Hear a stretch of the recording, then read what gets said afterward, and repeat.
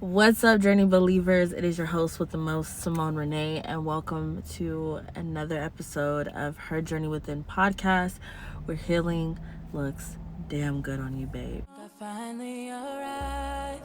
It was so far from luck. Greatness is up to me, and I'm making that choice. I've been taking my time, and I ain't in a rush. I don't wanna miss anything. It'll cost me too much. I'm still coming into my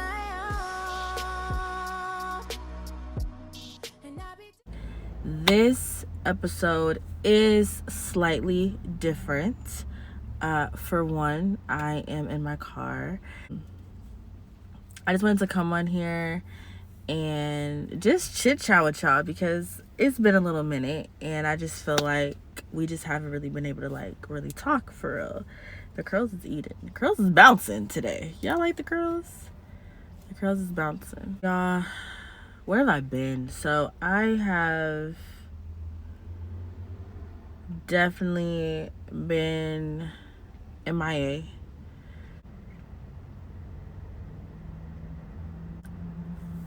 And I don't even really have an excuse. I'm just going to be 100% honest. You guys know that I'm all about being open, honest, and transparent when it comes to my healing journey, when it comes to my podcast. I never want to be perceived as the type of person that's just telling you guys what you should do and I'm not taking my own advice. With that being said, after our third episode where I showed you guys the beginning stages of me signing the final papers, yeah, that was intense. I'm happy to announce that I am officially divorced. I've been officially divorced. I'm just playing catch up. I've been divorced now for a year. It's either been a year or a little bit over a year. But your girl is, yeah, that's done. So that has been amazing because that was a very intense process, a very intense journey. So I'm glad that's done. What else is new with me? Journee Beauty. Shout out to all of my beauty babes that have been rocking with me. We launched a new collection called the Naturally Nudes collection. So I'm excited. That's been doing pretty well. I have been working extremely hard with making sure that Journee Beauty is a very successful brand, and so far so good. What else? I got a new job, so I am super ecstatic about that. And I'm just I'm just ready for wherever God is ready to take me, right? That's just a little update.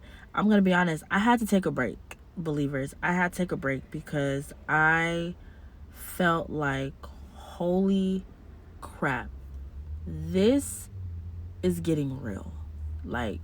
What I'm dealing with, the emotions that I'm talking about, X, Y, and Z, it's getting real.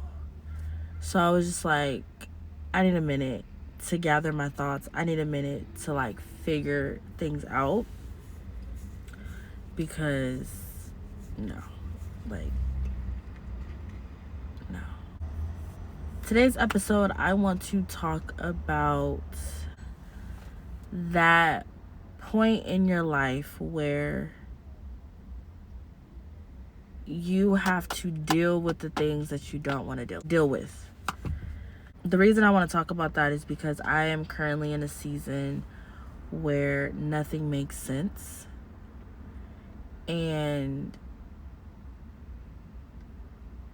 it's finally time for me to deal with the things that I have been putting off for a long time. I have not been healing correctly. And I know a lot of people would like to make this new season of where I am based upon my ex-husband, but it has nothing to do with him. That chapter has been closed, and that chapter I can honestly and earnestly say I have dealt with in a way that I believe is best for me to deal with. A lot of people don't agree with my actions. A lot of people don't agree with my choices when it comes to how I handled my divorce or how I even handled post-divorce. But that's okay. You feel me? Like, that is fine. Everybody is entitled to their opinions, and their feelings are valid. I will say that. Like, everybody's feelings are valid. I just think for me, I'm not in a place where I want to continue going down that rabbit hole, or if I do make a mistake and I do fuck up in life, that we're just gonna stem it based on past transgressions with my ex-husband. So the stage of my life where I am right now has nothing to do with him. And I've been putting God on the back burner. I'm not gonna lie. I have been putting everything and everyone before him. And that's wrong. So I feel like right now I'm isolated. I'm isolated in my mind. My motivation for a lot of things is very low. When I feel things, when I feel emotions, they're so heavy. And I'm feeling it. Like, I can't even, these type of emotions and thoughts, I can't even just push away.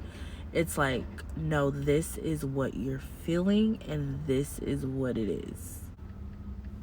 I hope everybody that is watching this, I hope you're ready. I hope you're ready, and I hope I'm ready. We're gonna title this, "What Does My Inner Child Need to Hear?" That's what this episode is going to stem from, specifically. Us talking to our inner child. Obviously, it wouldn't make sense if I didn't go first, right? So, in our previous episodes, in our previous seasons, we've talked about the 5 stages of healing, right? So the first step being acknowledgement. Acknowledging the roles that were played. Acknowledging the situation. Acknowledging that something, in fact, did happen. You went through this. Yes. There's no running from it. There's no hiding from it. There's no overlooking it. Acknowledge the fact that you experienced this. The second stage that we talked about is acceptance. Accepting that it happened. Not ignoring it, but accepting, like, you know what? Yes, I went through this. Yes, I accept that this happened to me. I accept that I played a part in this, right? The third thing, which is typically the hardest, is forgiveness.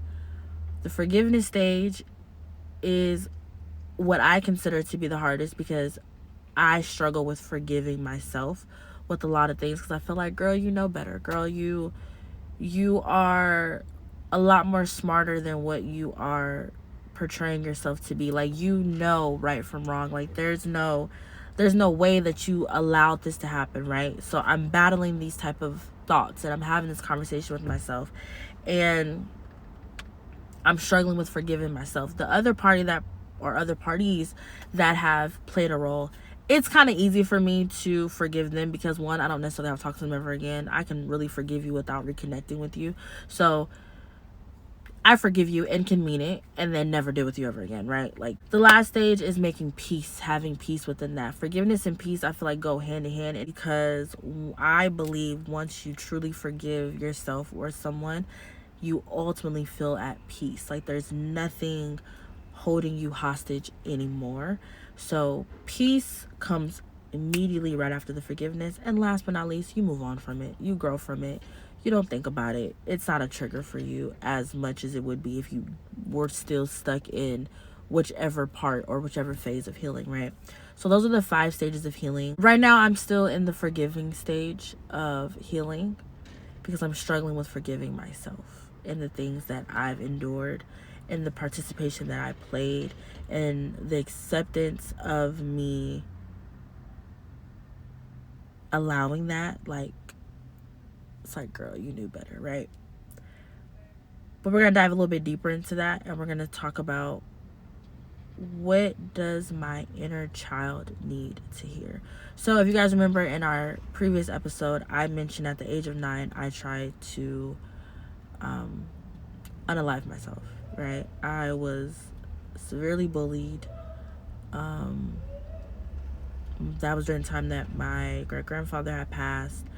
That was during the time that my mom and my dad were divorcing. I was going through a lot. I was getting in trouble a lot at school at the age of 9.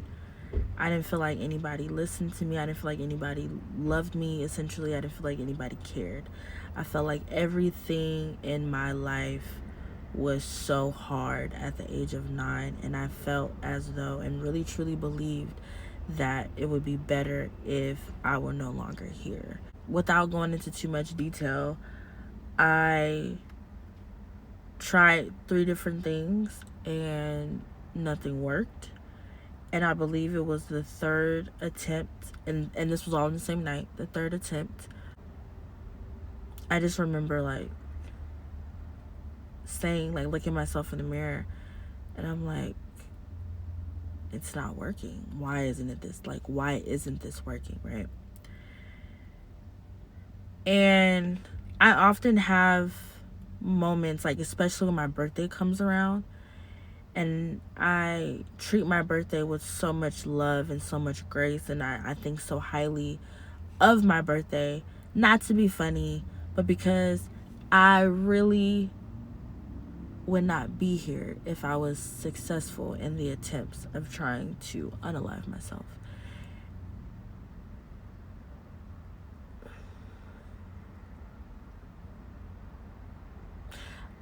I was 9.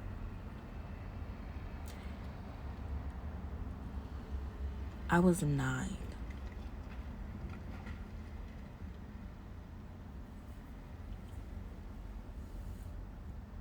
I was 9, and I'm going to leave it there. One thing about trauma is that when you don't deal with it, anything can trigger it. Anything. There was a point in time where I could not even talk about my childhood because I felt like people were going to look at me as if I was trying to seek attention, or I was trying to get a moment, or I was trying to place blame on someone or anyone for that matter. And I just was so timid on even just speaking up on my bullies and the absence of my dad, and how I turned into a different person when someone that I dearly care about is no longer here. I didn't have a voice, so I picked up a pen, and that's when I started my blog. And a lot of you guys have been telling me like to bring it back, like my words really meant something, and to keep it going. And I'm just like, my love for writing has shifted. Like, I'm so different now, and I hate it. If I'm honest, I hate how much I have changed, because I am so much more guarded now than I've ever been in my life. Like, it's crazy to even... It's crazy. For me, being 9 years old, growing up as the only child, having all the attention on you, I hated it. I literally feel like I would have done whatever I needed to do to have a sibling or 2 or 3 or 8. Like, I wanted to have brothers and sisters so bad when I was 9 and even younger. Like, I wanted a sibling so bad, especially an older brother. I feel like I've gotten so much, like, I get along better with guys than I do girls. And even like growing up, like I was such a tomboy. Like, I was a girly girl. Like, my hair was always done because my mama didn't play that shit. But I just literally just didn't mind wrestling with my cousins, like my boy cousins. My boy cousins taught me how to fight. So I already had like that aggressive nature and that very like quiet, soft spoken. Like I used to, not even soft spoken, because I tell you, but I was a loud ass kid. Like I was literally extra. I was so extra as a kid growing up. So I would like, God, please, like, let me have a little brother. I even take a little brother. I wanted a sibling so bad, and I have one now. Shout out to my Morgs. I love you dearly. I have this little sister, but I feel like now that I'm older, it's like, okay, yeah, I'm older, so I can maneuver in a way that I want to, but it would have been better had I had a sibling when I was a kid, right? So having all that attention, and it was just too much. Like, I wasn't a bad kid. I was sneaky. I would say that. I was a liar. I was a bad liar at that. Like, I stayed getting caught in a lie. And then folding under pressure, like, yeah, no. And steadily getting my ass whooped. And steadily, like, being on punishment, you know, for lying. But I say that to say, like, growing up as a kid and being so sheltered and being so like rules, I feel like it placed a fear in me of like I had to be perfect or people weren't going to look at me the same. I felt like people were gonna judge me because I made a mistake. And the idea of going to college and the idea of being this perfect kid was just the only thing that was like seared into my brain, because everybody's watching you, and felt like I always had to have it all together. There was no room for mistakes, and I even carry that into my adulthood. And it's like whenever I do make a mistake, then I have everybody looking at me like, well, I thought you were the one that had her shit together. I thought you were the one that was perfect. I never wanted to tell you that you did anything wrong because I wanted you to feel like you were perfect. Or it was always like, if I did make a mistake, see, I knew it. Or you never want to be wrong. You don't want anybody to help you. It's always something that hinders me from honestly just being a human and making a mistake. That goes back to the question, what does my inner child need to hear? I would have loved to just have some type of freedom as a kid, like just an inch, to just even be able to even make mistakes earlier and not later in life, you know?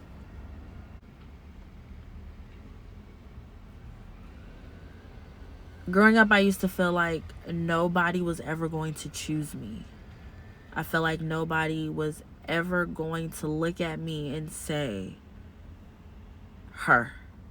I want her. I am going to be 100% honest. I think the only time that I was ever really chosen was when my mom found out that she was pregnant with me. And she told her mom, looked her dead in her eyes and said, I'm keeping my daughter. Well, she didn't know I was a girl, but she said, I'm keeping my baby. I honestly think that was the first and only time that anybody has ever said, it's her. I'm choosing her. That goes back to the question at hand, and I'm going to be going back and forth a lot. What does my inner child need to hear? Where I am right now is I am so afraid to fail. I'm afraid to fail because there are so many changes occurring in my life to the point where I don't even recognize myself. And it's just like, okay, wait. I understand that I don't recognize myself because I am heartbroken. And it's been one heartbreak after the other from multiple people. So I'm on 10 at all times, and I am on guard at all times, and I am not easily like accessible. to a lot of things. And I'm just literally in that phase of like, I don't give a fuck. I don't care. I don't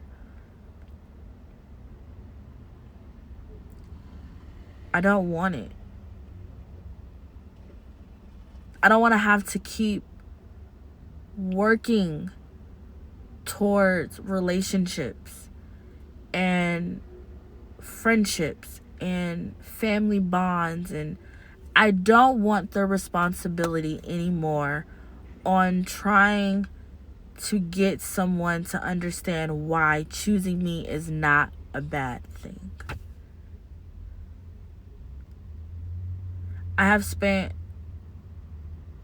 my entire teens, preteens, my early 20s, in trying to pretty much convince people that I am worth choosing, to the point where I literally forgot, like, hello, you choose you. But what does that look like? What does it look like to choose you? I'm going to tell you. It looks like falling in love with yourself, reminding yourself of who you are, reconnecting with yourself. I am so disconnected from a lot. This is just me being open and honest and transparent. I am 28 years old and I feel like I am falling behind in so many things. And it's because I expect so much of myself, and I expect so much more of myself, and I expect not for things to be perfect, but for things to just make sense. And right now, things are not making sense. So, for those of you that I'm pretty sure are going to be like, so then what are you doing to change it? I'm going to be honest, I haven't done shit. Because if I'm even more honest, I don't even know where to begin. And yes, I can pray. I feel like I'm so far from God. I feel like prayer won't even get him to look my way. I have literally neglected God so much, especially in this season, that now I literally feel super isolated.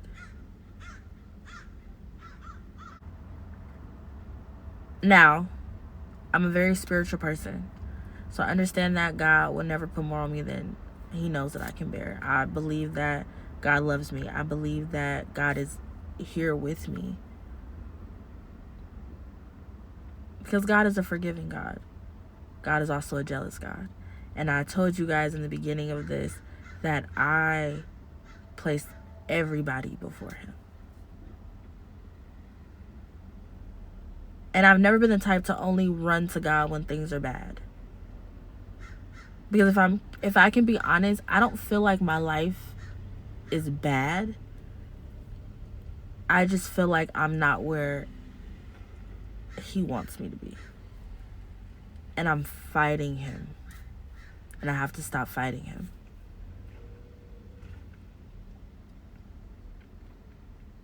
So what do you do when your faith is low? What do you do when you don't hear God? What do you do when you don't feel God?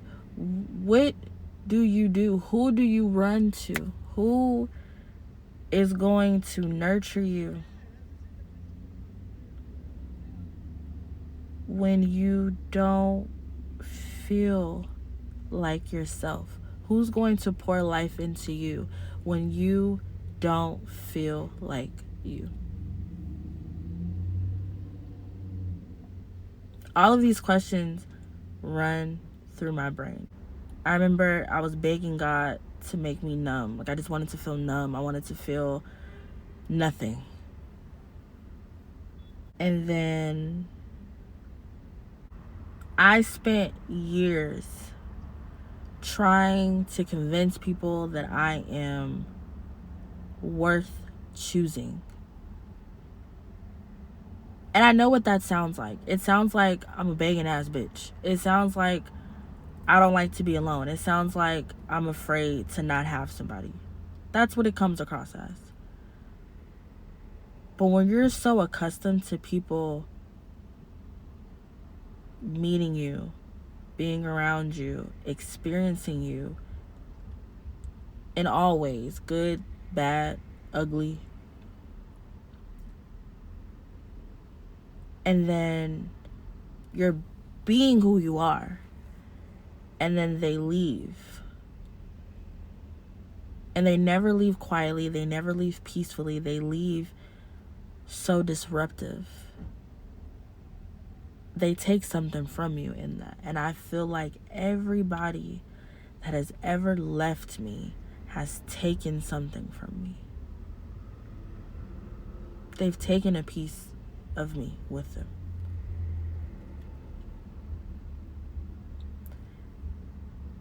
And they leave behind the question of, why was I not worth choosing? So the question goes back to saying, what does your inner child need to hear? Symone, you are worth choosing. You've never not been worth choosing. You just chose the wrong people. God chooses you. You choose you. Every bad thing that has ever happened to you only happened to you. It did not stop you. It did not confine you. It did not make you small. Your whole life is ahead of you. You are loved. And it's time to stand up and move forward with your head held high. It is time for you to push through. It's okay if they left. It's okay that they're leaving disruptively. It's okay that they took a piece from you. You take those old pieces and you grow. You grow from this. This only builds character. You grow. Don't change your heart, though. Remain who you are. Remain strong. You're strong because it's in you. You don't have to be strong. It's just who you are.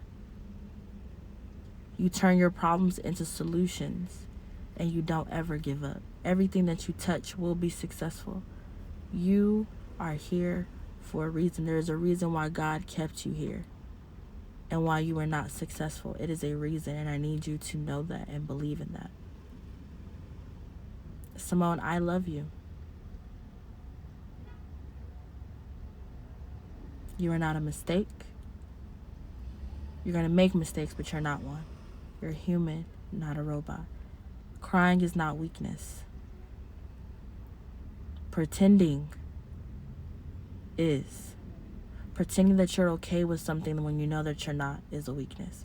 Pretending that you are supposed to just deal with things and take things is not a form of strength. You know better, and it's time to do better. I love you. I love you. What I want to encourage you guys who is watching this is to love on yourself today. Ask yourself the question, what does your inner child need to hear from you? If you don't know, or you can't form the words vocally, write it down.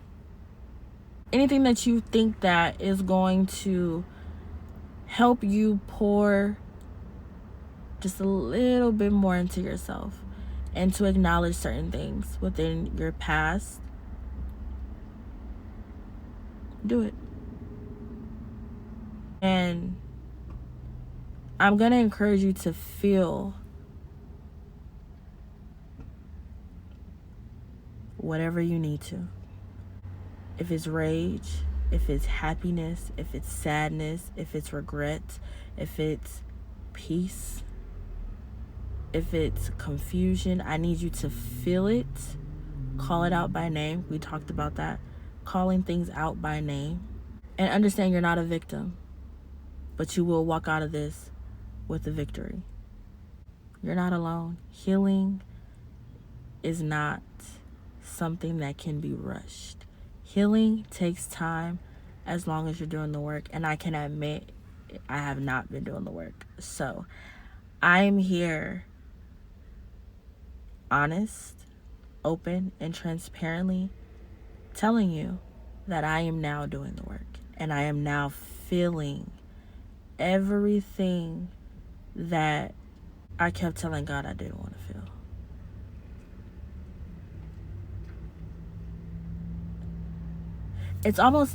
It's pretty astonishing sometimes how God works.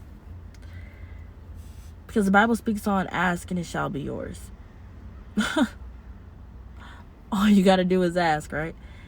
And you'll get it. I begged God to feel numb, and I always said I'll deal with it later. That was kind of like my I was going to say my pre-Mac principle. Like my first then, but like my bargain with God. And it was like, just take it away and I'll deal with it later. If you take it away now, I promise I'll deal with it later. And then when things would start to come up, like feelings of anger and sadness, I would numb it with alcohol, right? Or I would numb it with like some type of distractor. And now I don't want to be distracted. It's like nothing can distract me. Nothing. I am now forced to feel the things that I was begging God to numb me of. And here we are. Believers, pray for me as I always pray for you. I pray that this episode blessed you in ways that I could ever exceed to imagine.